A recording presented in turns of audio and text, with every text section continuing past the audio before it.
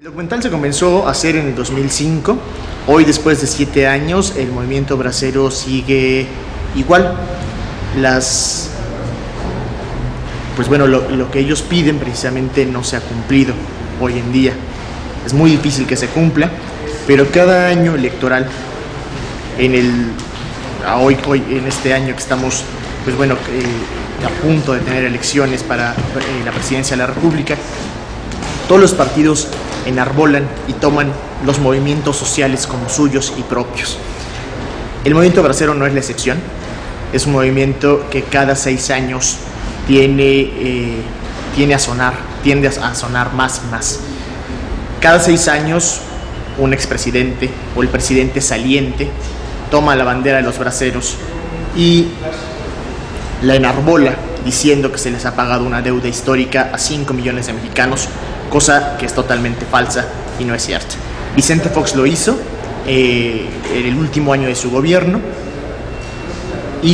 Creó un fideicomiso ahí donde les quería pagar a los braceros una cantidad, la verdad, de limosnas, incluso ellos te lo dicen. Y hoy, en el 2012, también Felipe Calderón Hinojosa, hace algunas semanas, también habla y platica y lo expresa en todos los medios que se le ha pagado una deuda histórica a los braceros. Esto tampoco es cierto. Es lamentable que solamente para ganar votos estos movimientos sociales sean necesarios para los partidos políticos. ¿De qué trata el documental? El documental trata de 5 importantísimas cosas. 1, el movimiento en sí, el movimiento bracero. ¿Qué es el movimiento bracero? Porque hay muchas generaciones de nuevos mexicanos que ni siquiera conocen qué es el movimiento, no saben qué son los braceros y cómo comenzó. Entonces, este es el objetivo de esta primera parte. Después, el movimiento, ¿qué sucedía precisamente con estos 5 millones de mexicanos que se fueron a trabajar a los Estados Unidos? ¿Cuál era la situación en 1942 de estos 5 millones de mexicanos? ¿Cómo eran contratados? ¿Cómo vivían? ¿Bajo qué condiciones vivían y bajo qué condiciones laboraban en los Estados Unidos? ¿Cómo eran maltratados? Incluso hacemos una comparación entre la transportación de los judíos a Auschwitz en Europa con los 5 millones de mexicanos que emigraron de nuestro país de manera legal hacia los Estados Unidos, y su trato era muy parecido. Entonces, esa parte del documental está muy interesante también. Otra de las vertientes del documental es hablar acerca del movimiento bracero actual. Hombres, mujeres viudas e hijos de braceros.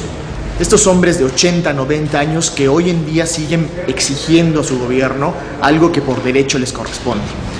Un 10% que se les retiene en cada uno de los contratos cuando ellos fueron a trabajar a los Estados Unidos. Y ese 10% se regresaba, era un fondo de ahorro que se regresaba cuando ellos regresaran a México y se les tenía que entregar hasta la puerta de sus casas.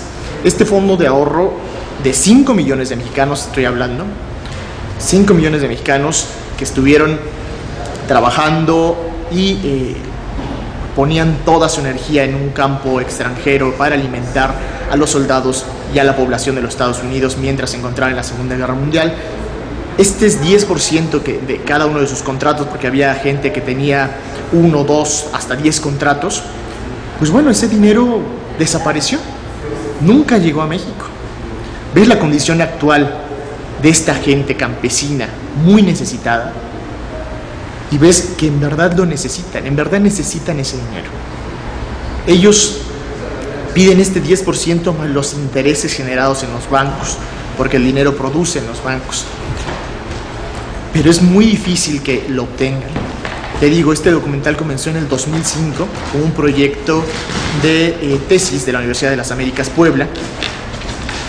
Fue evolucionando y es triste ver que después de 7 años de que este documental se haya presentado en foros internacionales, se haya presentado como en el Festival Internacional de Cine de Santiago de Cuba, haya participado en festivales en Europa, haya sido una voz para los que no tenían voz. Es triste que después de 7 años el movimiento siga igual.